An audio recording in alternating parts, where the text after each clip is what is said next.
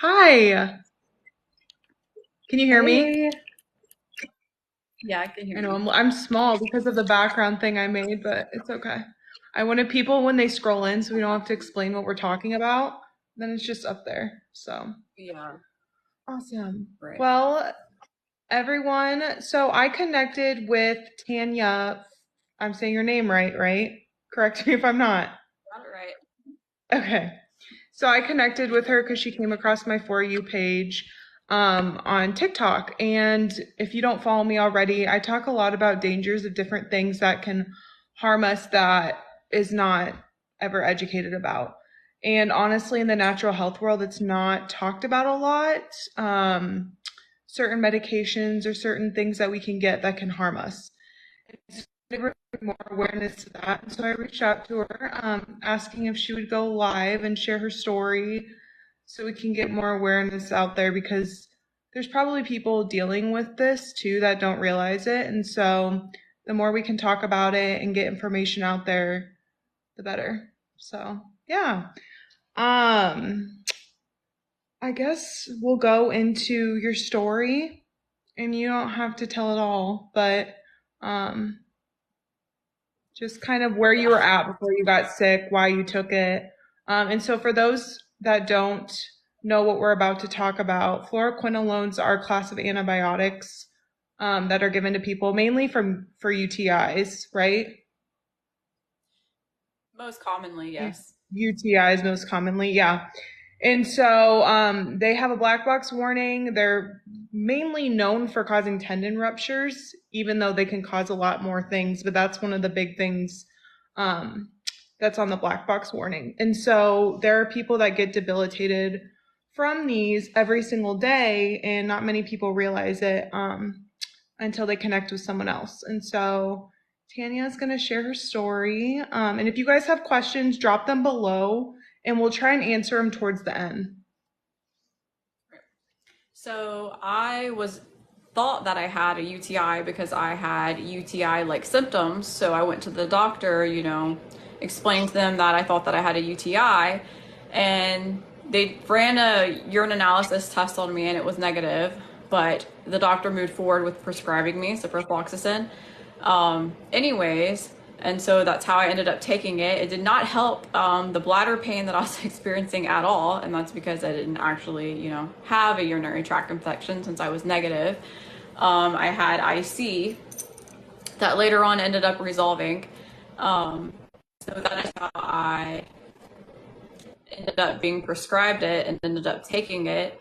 I did not experience symptoms immediately towards taking it. A lot of people do, but it is actually common to have a delayed reaction to it, anywhere from like 90 days out of finishing your course, which makes it really hard for people to correlate it back to it being this antibiotic. Yeah. So, um, about a month or two after I finished out my course is when I first started to experience my side effects to it, which for me just looked like anxiety.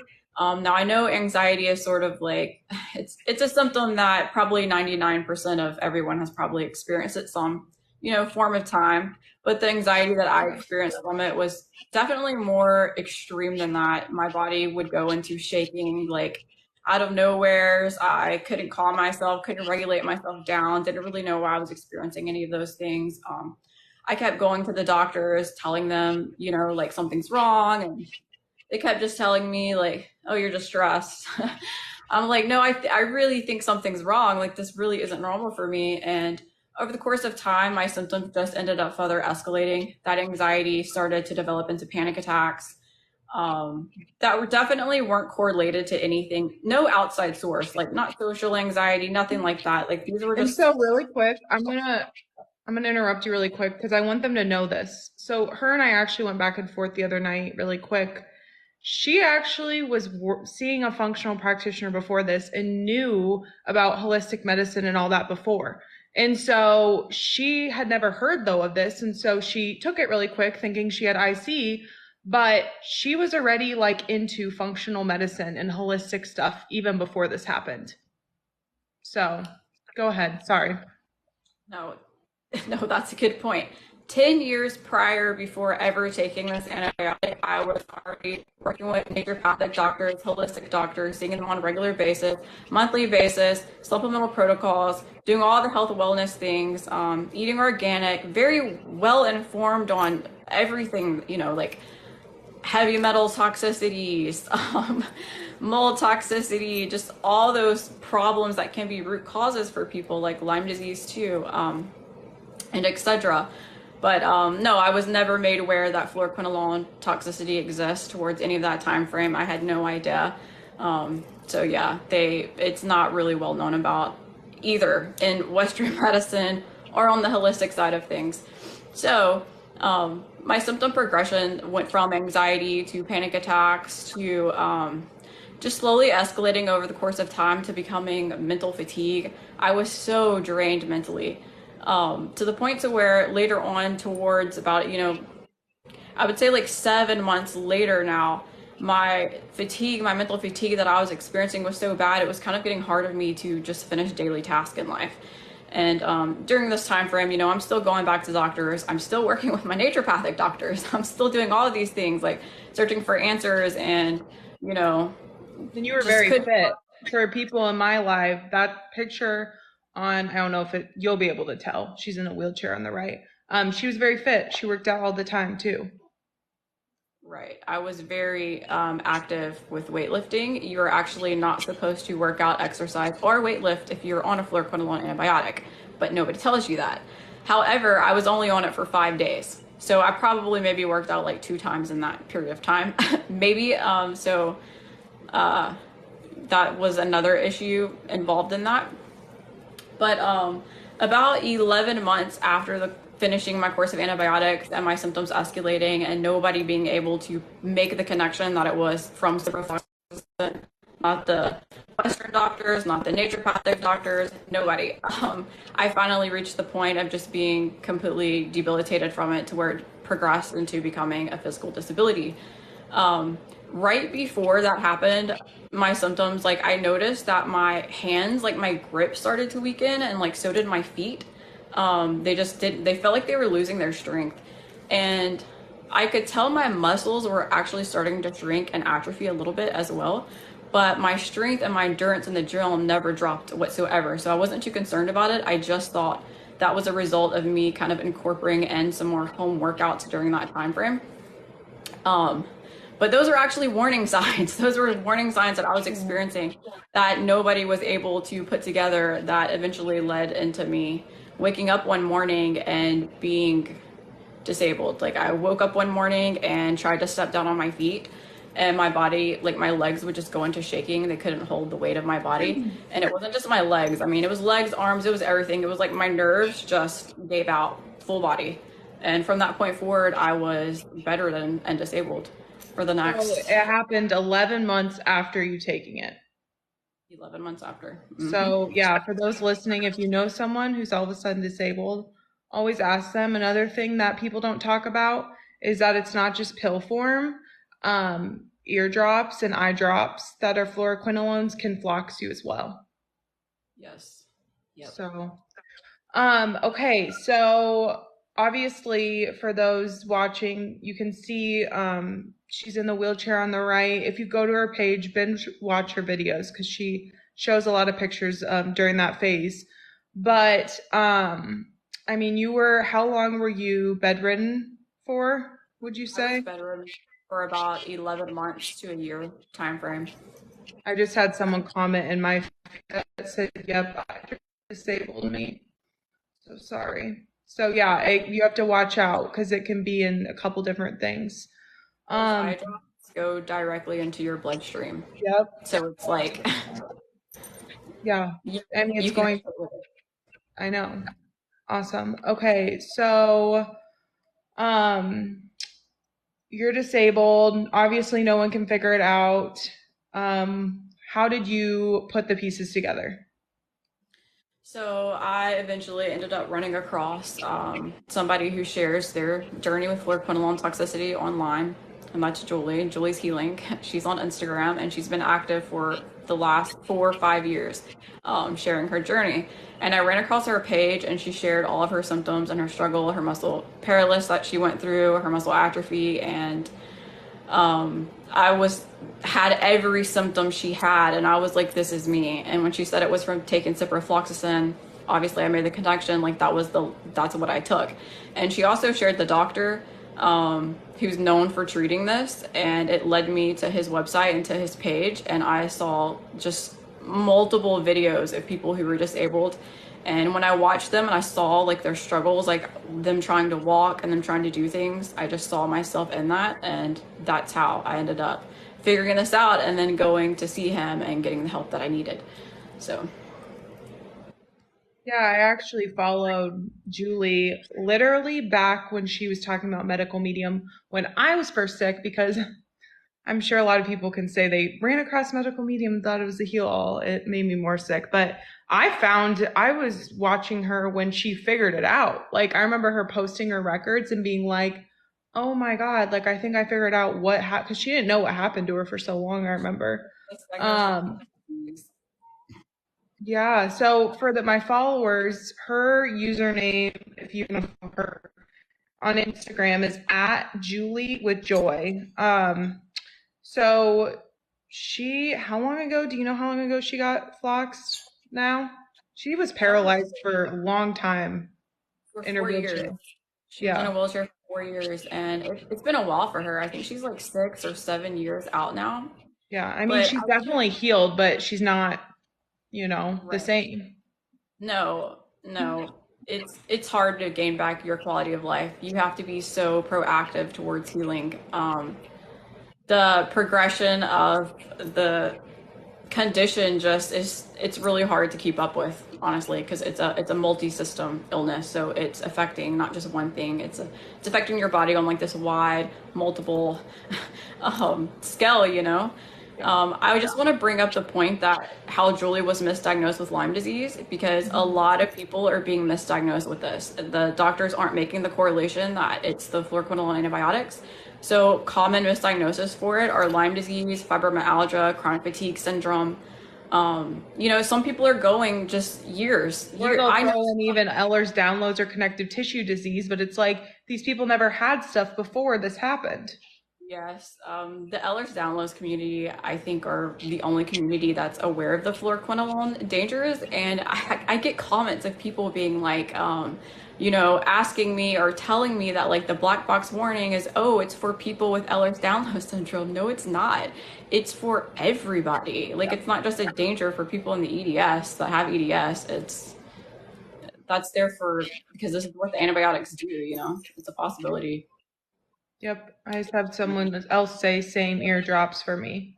So we have an eye and eardrops in here listening. So, yeah. So to touch on what she said, a lot of people are getting misdiagnosed. Disease, I'm so grateful it's getting brought to light more, but I'm telling you right now, it's getting overused. I feel like now, and like she said, a lot of people are getting injured by, I mean, it could be fluoroquinolones, it could be benzos, it could be MRI contrast dye, any pharmaceutical, and they get diagnosed with Lyme, and then they treat Lyme, and they're getting nowhere. And so, do you want to share how you got to that doctor and what that doctor's name was? There's people asking here in the comments. I have a story on Lyme disease really quick Yeah, with go my ahead. story though.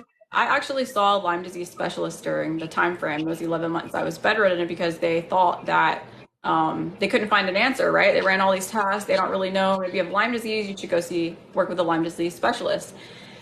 And although my symptoms weren't totally matching up, he did want to move forward with treating me just because he said, like, I have people come in with all sorts of crazy stuff and I treat them for Lyme and they get better.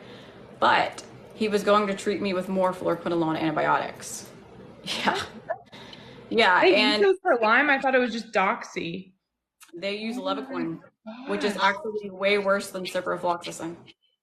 Yeah, and so Levaquin. for those listening, there's fluoroquinolones, there's many different names. So you always have to be careful. I myself personally now have fluoroquinolones listed as an allergy on all my records, so nothing can ever get thrown at me because there's different names. There's Levaquin, there's Cipro. I can't think of the other ones right now, but There's 5. so Right. did you just like not go forward with that Lyme doctor? No, I mean, obviously with my holistic background, I knew that if I felt like it was Lyme disease, I was gonna take a homeopathic approach to it, opposed to flooding myself with more antibiotics. That was actually my second antibiotic I'd ever taken in my whole life. Antibiotics or medication, obviously. Um, so no, I personally know people with Lyme disease, just being in that holistic space, and my symptoms to me weren't matching up with everyone else that I see struggling with it and the people that I personally knew. So my intuition was like, I don't think he has this right. And he didn't know either. I sat there and watched him be like, I'm not really sure, but I think I should just treat you.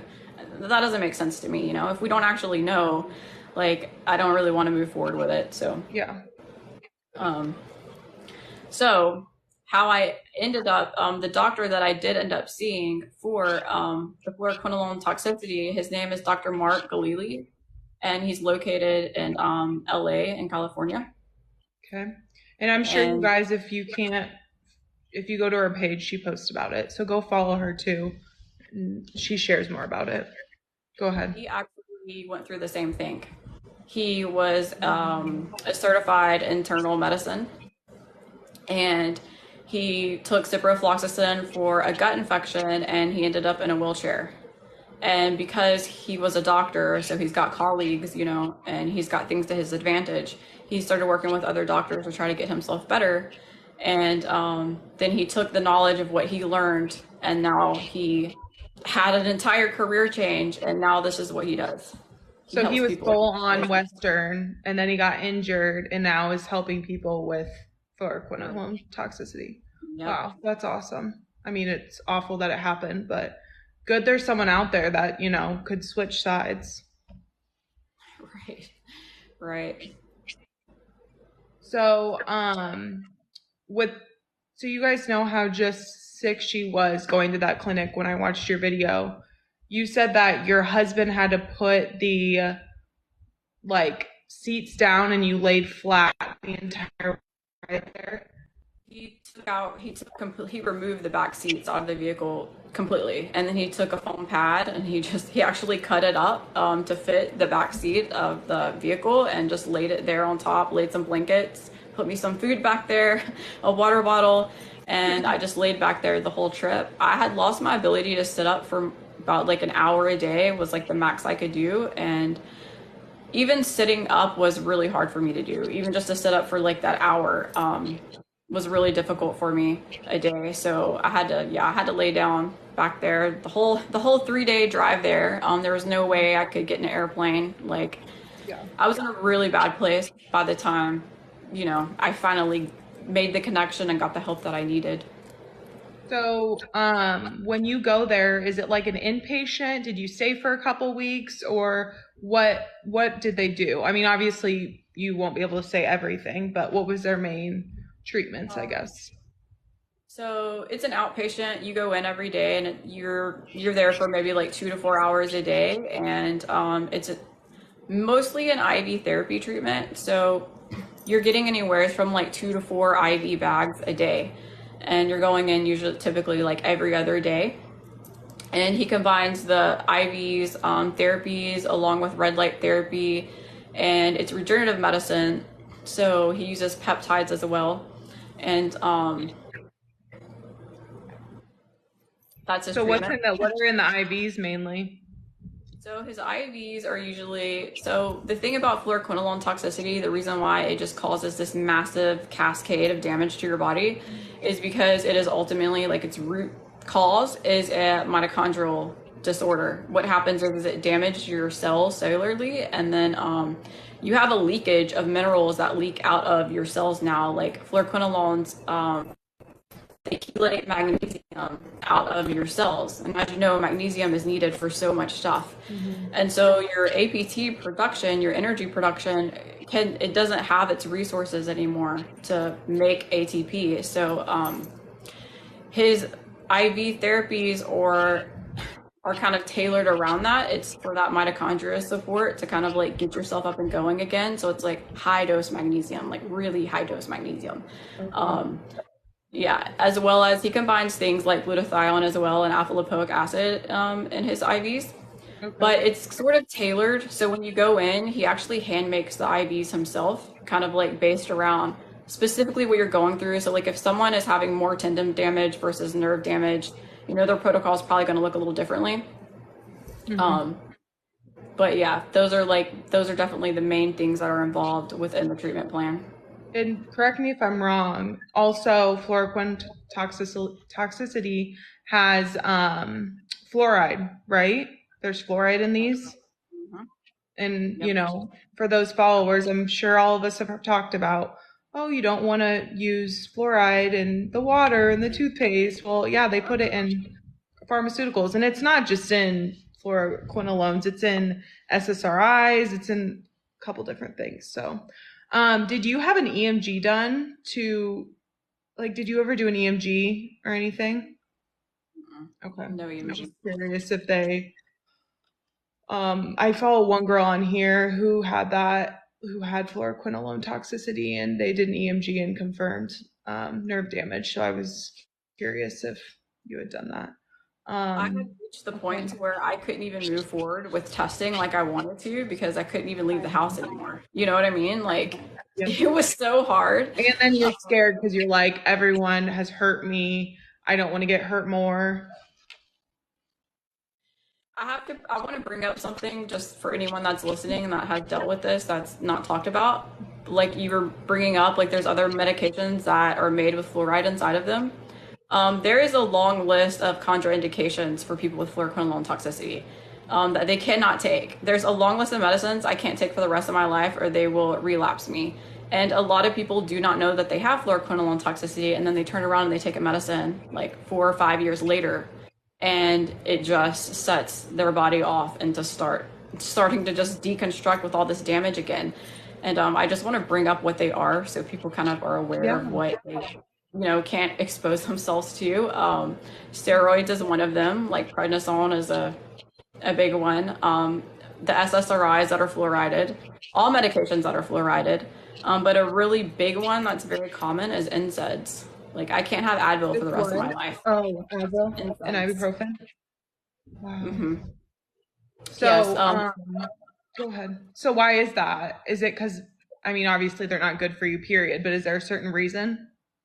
Yeah. So I know they're not fluorinated like the rest of the medications are, Yeah. but it's because they cause mitochondria damage. They affect the mitochondria, and since fluoroquinolone toxicity is a mitochondrial issue, when you add in any type of medications that are known to cause more mitochondria issues like that, it just sets everything off again. So it's one of the things my doctor's first questions is going to be for you when he sees you. It's going to be from when you took the fluoroquinolone till now. Did you take an NSAID? How many times did you take an NSAID? Were you ever given a steroid shot? Like he needs that whole, history of medication because all of that matters and all of that's going to play a role in your chances of basically recovering from this. I mean, the amount of people that probably are popping those because they're in so much pain from fluoroquinolone toxicity with the tendon damage and the muscle pain. And then steroids, those get thrown around like candy now. So yeah, that's a really good to know. I didn't even know that. So, oh, well, I mean, I knew they weren't good for you, but that it could relapse you more with that. So, thanks for bringing that up. Um, do you have any questions in your feed? I know we can't see each other's. I can only see mine, you can only see yours, I know. I don't have any. And if anyone has any questions in mind, please drop them below. I had my comments like pushed over to the side, so I haven't even Oh, looked at you're them. okay. Yeah. The only question I have really is somebody was asking me how much magnesium, and it honestly really depends. I take around like 600, sometimes even more than that a day, because you really have to make up for the deficiency that you now have cellularly. You use You know, topical at all? in a lotion. Every now and Yeah. then, like if my muscles are sore, like in my quads or my legs or my calves, I'll go ahead and use magnesium lotion on them. I still get IV therapies. I still have to get magnesium in IV bags, or else I'm not going to be functional. Still to this day, even after all this time, And even so with what are stuff your I'm dealing with. limitations now for those? I have someone asking, like, are you fully healed, or like where are you at now on your healing journey, I guess? Um, I am. I have regained a lot of my functions that I used to have, but not close. So back when I was bedridden, I could not care for myself at all anymore. Couldn't wash my hair, couldn't brush my hair, couldn't brush my teeth. Like just all I could do was feed myself. So from treatment, I was able to gain back my ability to walk, take care of myself properly, but I'm still so I can't leave the house that often. I deal with a whole bunch of chronic fatigue as my main symptom, but my chronic fatigue affects my muscles and my muscle weakness. So I can still deal with muscle weakness from time to time if my chronic fatigue flares up too bad. So I have to live my life kind of like within this limitations of trying to keep my body in basically a happy place. Because if I do too much physically, then it just stresses and flares everything up. Um, so I'm homebound. I can drive a little bit. I mostly only leave the house for doctor's appointments and IV appointments, and that's where I'm at now with it. And so how many years has it been since you have taken it, or how many months? I took it in December of 2019. So, Wow. And yeah, you didn't have symptoms till like 2020-ish. Well, you started getting them, but it didn't hit you until then. Okay, I have someone asking, did you take any of the medications you shouldn't have after the Cipro and not knowing? The ones you brought up. I had took Advil, I think, twice within that time frame. Okay. And then someone asked, what type of magnesium do you use? Or brand, I'm assuming. My favorite magnesium is magnesium malate. I also use really popular ones are magnesium glycinate and magnesium threonate. Those cross over into the blood-brain barrier, which is can be like really helpful for people going through fluoroquinolone toxicity since they're dealing with all that neurotoxicity and all those symptoms that come along with it. So those are my top three favorites that I rely pretty heavily on. Yeah, I remember seeing Julie. I think the company actually reached out to me last year. But she was talking about how I think she drank an ionic magnesium, something mag, but it was an ionic one that absorbed better. So you're definitely going to want to find one that absorbs better for those listening. And if you can't handle, I know a lot of people who can't handle things internally. And so taking, yeah, someone commented Remag. Yep, that's the name. That it was Remag. Topically can be good too. Okay, I have more questions. Do you have any so far? I'll let I you. have a couple of them. Yeah, go Somebody ahead. asked me if I got stem cells. I'm completely forgetting to mention that I did in fact get stem cells for my Oh, treatment. okay. Yes, Did he it do is. those there? Did what? Did he do those at his office? Uh-huh. Yeah. Awesome. It's it's an add-on. I usually typically forget that I had that done because to be honest with you, I went through his treatment plan twice. One time I did it with the stem cells and one time I did it without the stem cells. And I noticed the same benefit with or without. So I kind of forget that I even got stem cells Okay. because I didn't actually feel anything from them like different opposed to just the treatment in general. Okay. Um, And I'm sure somebody everyone's different. Yeah, somebody asked me if Dr. Galili's treatments are affordable for, the average person. So they're not. Just to let you guys know, no, they're definitely not. A lot of people have to fundraise money. You either are gonna have to start a GoFundMe, ask for help. I sold my house to raise the money that I needed before I went. Like it's regenerative medicine isn't covered by insurance, and so if you're in a really bad situation with fluoroquinolone toxicity, it's something that you definitely need financial help with. I do want to bring up, this is kind of off topic, but I get people ask me a lot. I use it myself. I found it 3 years ago. I should make a post on this. I found it 3 years ago or 4 years ago. I don't know. Whenever I got you do have to be Christian. And so I understand if, the people on here aren't Christian, and that's okay. But I have a Christian insurance who accepts regenerative medicine and holistic medicine, and they'll pay for it. Yeah, I'll have to message. It's called Samaritan Ministries. There's many out there like that do that, and it's not regular insurance. It's more it's kind of like having a membership. I pay a monthly fee um once a month to be a part of this, and I get things covered functionally and western. So I had an emergency eye surgery last year. They even covered that, but they don't cover everything holistic, but I've been very lucky for them to cover things that Western medicine wouldn't. So if there's anyone out there that's struggling financially, that's always an option to look into too. That is so helpful for me to tell people that Yeah, are going I'll through this. message it to you after. Wow. There's a couple out there, but yeah, this one's called Samaritan Ministries. You have to be Christian. I'm sorry, I don't make the rules, but that's like the only thing pretty much. So it's been a lot of help because whew, exactly. Everything's expensive in the natural world, unfortunately. That's just how it is, and It's just it's not sustainable for everyone. But someone said, "What symptoms are you left with these days?" I mean, you pretty much talked about that. Did you have any brain cognitive stuff? Did it affect your? did I? It was so bad. When I was bedridden, I actually could not even watch TV. I mean, I couldn't do anything. I didn't even have the ability to swim my phone. I was mentally just adapt. It was crazy to go through something like that.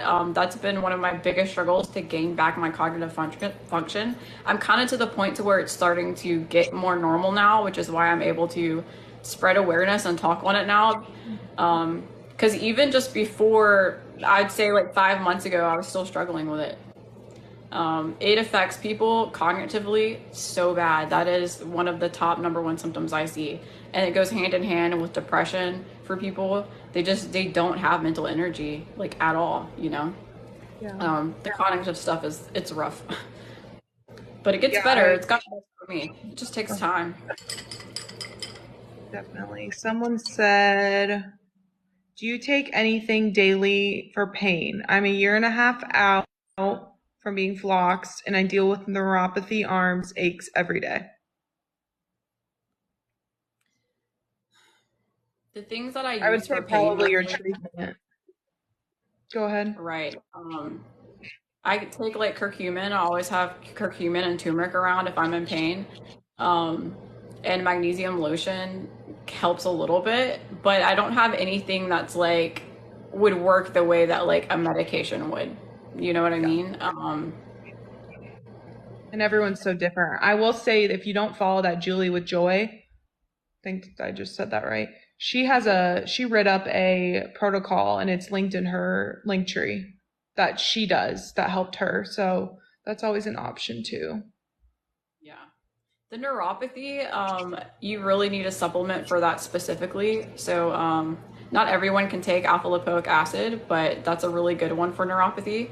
Um, you basically need to kind of like start supplementing around specifically kind of like your specific symptoms. So I rely heavily upon alpha lipoic acid for my neuropathy and nerve type symptoms that I deal with. It works really well for me, but I know it's not for everyone. Yeah.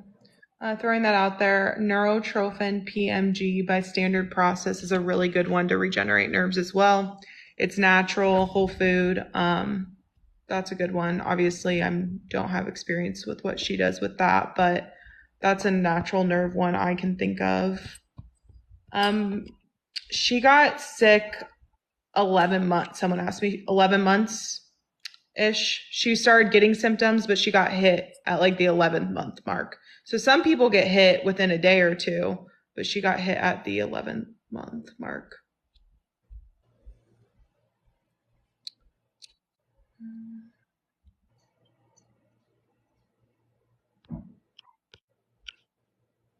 Any other questions on your end?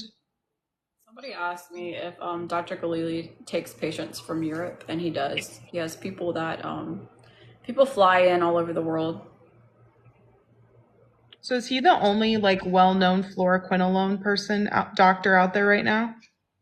No, there's several actually. I mean, there's like a handful basically. He's kind of more popular because he produces these very dramatic results. You know, like the way I was able to go from being bedridden to be able to walk again. So he's definitely more known for it, but there are other doctors out there, and um, their protocols are kind of different, like depending, because there's some doctors that will treat only basically the structural damage. So they'll go in and do like PRP and stem cells, you know, within like your joints and knees and neck, and address those issues. There's another regenerative medicine doctor in Florida that also experienced fluoroquinolone toxicity, and so she treats it now in her patient as well. I mean, she treats it in her practice as well now. So there's a few of them, but they're not as widely known about. Okay. Adam, yeah, she did. She traveled to him. Have you seen him, Adam? I have someone in here who was also injured by fluoroquinolones. Can you have her talk more about how the stem cell treatment works? So she was saying how she didn't notice a huge difference, but I'm assuming it's through IVs is how they did it. Yeah, it was through a push, is the way that he did it. So it was through an IV push. He waits and gives it to you your very last treatment day, because he kind of goes in, rebuilds your mitochondria, detoxes your body, and then gives you the stem cells. Kind of like preps your body for them. But yeah, that's how it was done for me. I know other people can kind of isolate with it. So like if you're having, you know, like knee issues, they can isolate those stem cells into like your knees and sort of like regenerate the ligaments. Um, but I received mine like an IV. Does he do PRP? Have you ever heard of that? Yeah, he doesn't really focus on PRP. Gotcha.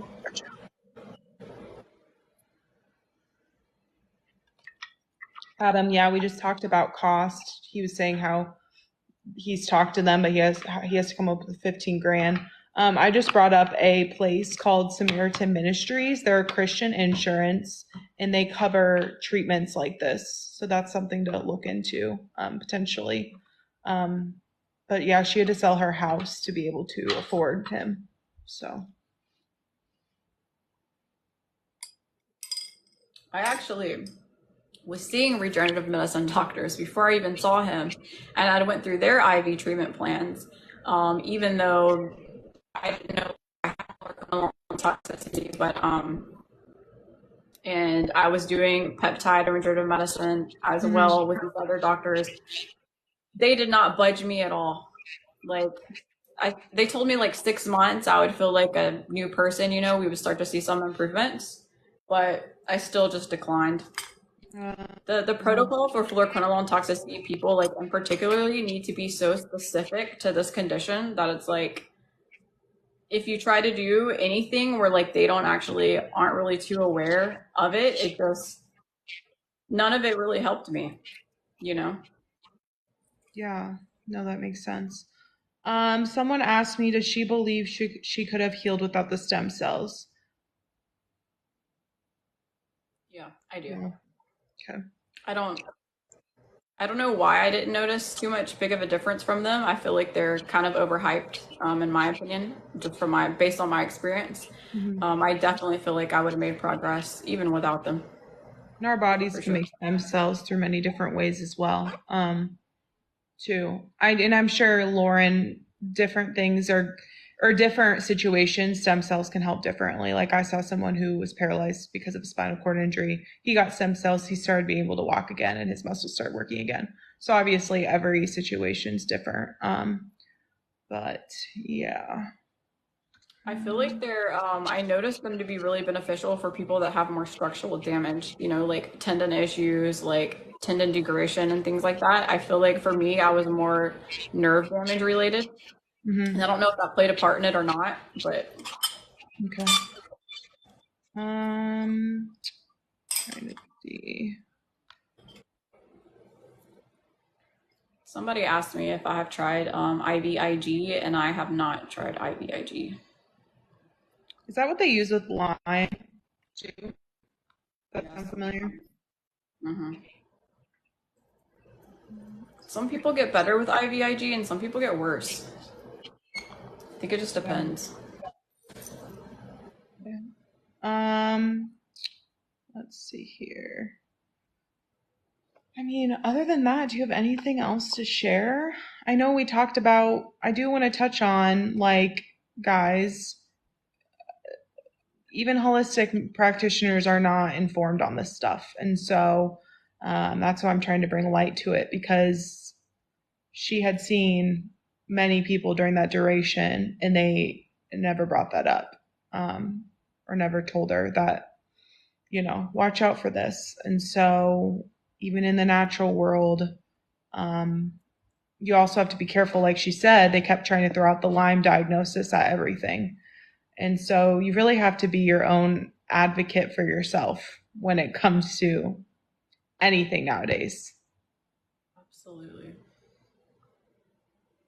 How rare is this? I mean, someone asked, how rare is this? Do you know a number? I mean, it's not rare. I know more people now than I could count on two hands, maybe even In four. my opinion, it's not accurately reported because when you go in to the doctors with Yeah. symptoms, they just dismiss you. They don't make the connection, so they can't even accurately report it. But I can tell you, I get DMs on a daily basis from people that are experiencing this, wanting help, asking questions. They come in all the time. And also in person, like if people in person that I meet will ask me about my story and I'll tell them, like I took ciprofloxacin, I've actually have people in real life tell me, oh, wow, I can't take that antibiotic. Like I took the antibiotic and my legs went numb. Like I really don't think it's actually like that rare. I feel like every time on some some experience with it. Yeah, I just don't feel like it's being acknowledged. definitely. Someone said, did she ever end up having Lyme? Sorry, I just jumped on. You talked briefly about mold, right? You do have mold Mm-hmm. toxicity, but that Mm-hmm. wasn't your main thing, obviously.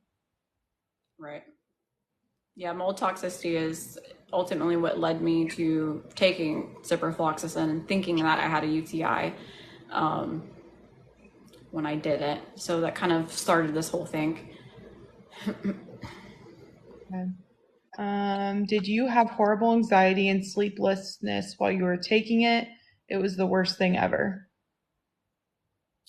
I didn't have it while I was taking it, but I developed it within about that following month after I finished my course. And I still have that problem still to this day. I cannot sleep without some type of support. Um, it causes insomnia in people. It's really common that people experience that. Okay. What do you do? What do you take, if you don't mind sharing, to support your sleep or to help you Um, sleep a little bit? Currently, I use melatonin, and I've been using it this whole time. Um, so melatonin, I actually find it to be helpful for my situation because it acts as an antioxidant. It crosses the blood-brain barrier. It's protective I to your just made brain. a post on that today. So Yeah, weird. it's actually great. I meet so many Yeah. people that are scared to take it. I'm like, don't be scared to take melatonin. Like, it actually has antioxidant properties that can help fluoroquinolone toxicity, especially for the damage that's being done, when it comes to the brain and the nervous system. So Yeah. that's what I primarily use. Okay. Good to know. Um, I do know Somebody, that there's a doctor out there that talks about liposomal inhalation, and you can get it compounded, I guess. I don't know. there's a book out there by a doctor who has treated illnesses with high dose of melatonin. It's pretty crazy. I haven't read it, but it's interesting stuff. I want to read it. Yeah, you should.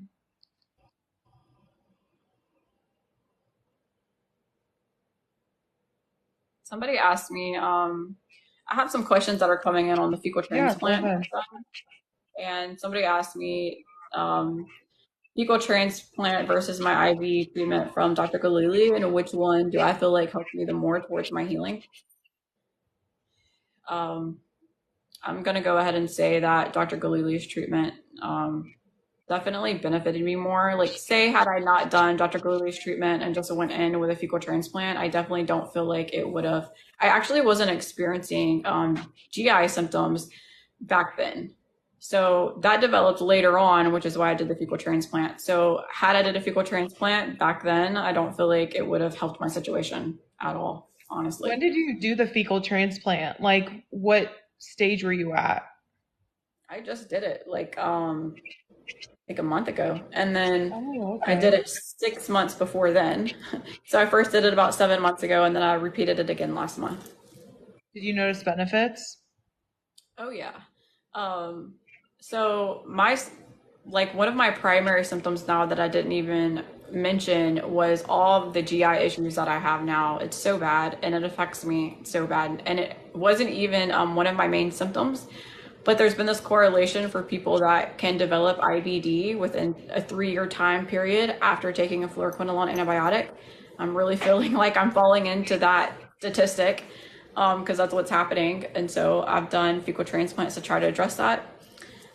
And so the first go around that I did fecal transplant, it resolved all of my GI symptoms for 6 months. And I felt so much better because it's just, it offered relief, and it also boosted my energy and it also really helped my mood. Like, I felt so like mentally uplifted and in a better headspace from it. And then the second time that I just repeated it, this time it didn't help my symptoms at all, GI wise. But I noticed it increased my energy a lot. Like it really brought up my stamina.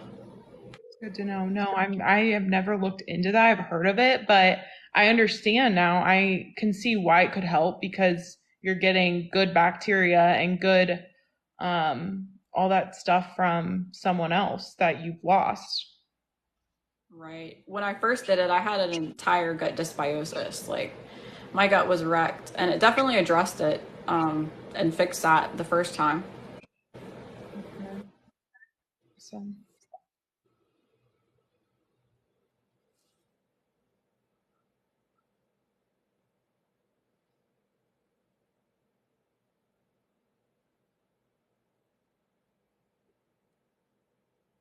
you have any more questions? I don't have any on my side. Someone asked me how many milligrams of melatonin that I take. I do a high dose. I do 20 milligrams. And this Um, isn't medical advice, guys, so we don't get in it's not medical trouble advice. by it. This is None of just this what is I medical take. advice. And She's just honestly, telling that's you. that's a high dose. Hey, Kai, Yeah, I would start slow. I Definitely wouldn't start start out slow. with that much. Yeah. That's good to know though. Do you get nightmares from it or any side effects? No, so I kind of find someone had this theory one time that basically when you get nightmares from melatonin, it's because your cortisol levels are still high while you're sleeping, but that melatonin's like making you sleep, so it's kind of like turning into nightmares. So I started to take the melatonin alongside herbals that kind of like calm you down, like lemon balm, for instance, Mhm. valerian, and I don't get the nightmares when I do that. So I just sort of like combine them together. There's supplements out there that already do that for you, that you can just purchase them. Yeah.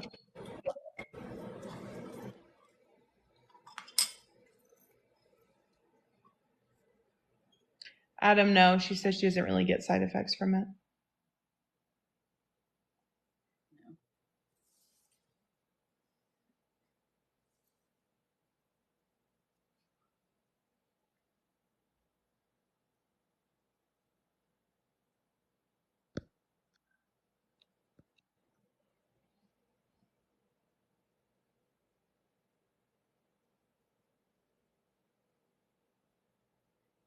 I'll let you see if you have any more questions.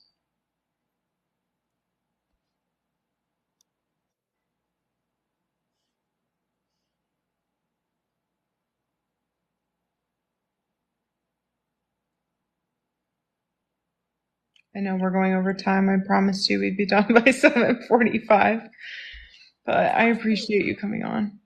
Yeah, this went by fast for me, honestly.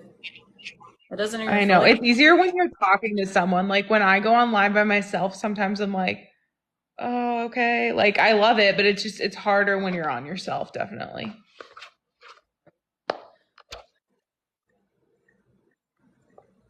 You're so welcome. Someone said thank you for coming on. Yeah, I'm really appreciative. She said yes. We'll have to do this again because obviously, Ask me. I'm so happy that you like somebody wants to spread awareness and talk about it, you know? It's not something that's talked about. It's not something there's so much that people just don't know. And it's important.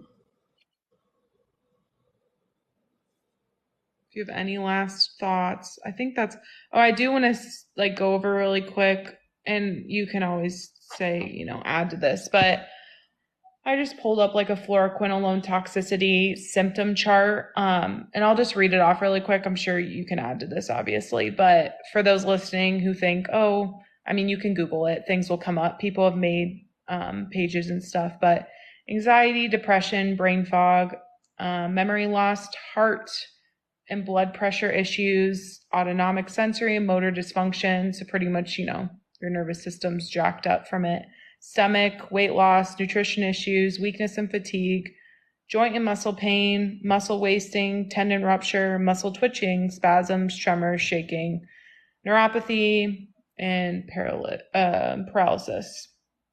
Yep. And then, I'm sure there's a million more that is not on this chart.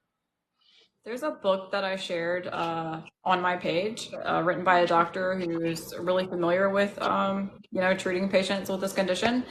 And he goes into like diagnostic criteria, and he's got pages worth of symptoms. And it's so helpful if you're someone that's going through fluoroquinolone toxicity or think that you might, to sort of like know those symptoms, make that connection. He also explains the mechanisms of what the fluoroquinolones are doing in the body. And then offers, supplemental suggestions and things you can do about it. And it's a really great resource. Well, that's great. Yeah, so guys, if you are not following her, definitely go give her a follow. She went through her whole entire story. Was it 4 or 5 videos? 5. 5. I was reading that.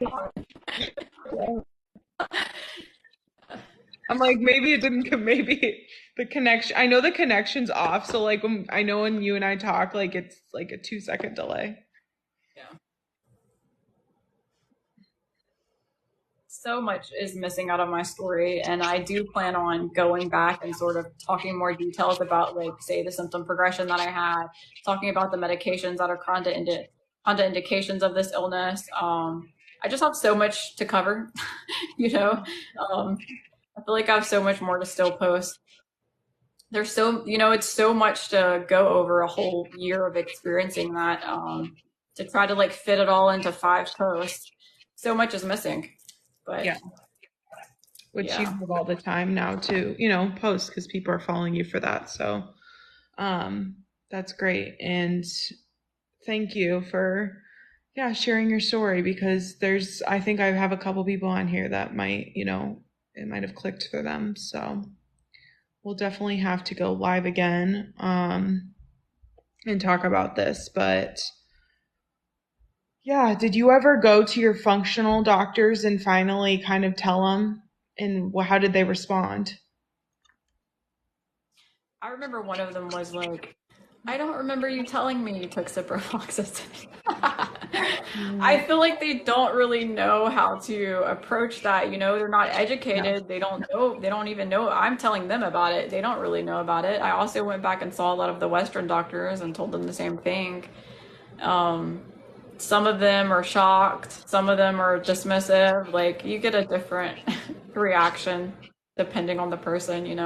Yeah, definitely. Awesome. Well, I appreciate you going live, and everyone go give her a follow. Um, and make sure you guys share her videos because you might save someone's life from sharing and getting education out there. Because informed consent doesn't happen anymore with anything nowadays. And so I'm trying to make more videos every single day about, different pharmaceuticals that can ruin people's lives. Absolutely. Any last thoughts before we sign off? I don't think so. Okay, awesome. Well, I appreciate you guys all joining us a lot. It means a lot. So if anyone has any questions, I'm sure you'd be happy to answer them. Are you on, you're on, yeah, well, I follow you on Instagram, but can people find you on Instagram too? Yeah, my handle's the same on Instagram. It's Tania Therophone. Awesome. Perfect. Awesome. Well, I appreciate it. And everyone, I hope you guys all have a good night. And thanks for joining. Thank you for having me. Of course. Okay. I will be in touch. All right. Okay. Bye.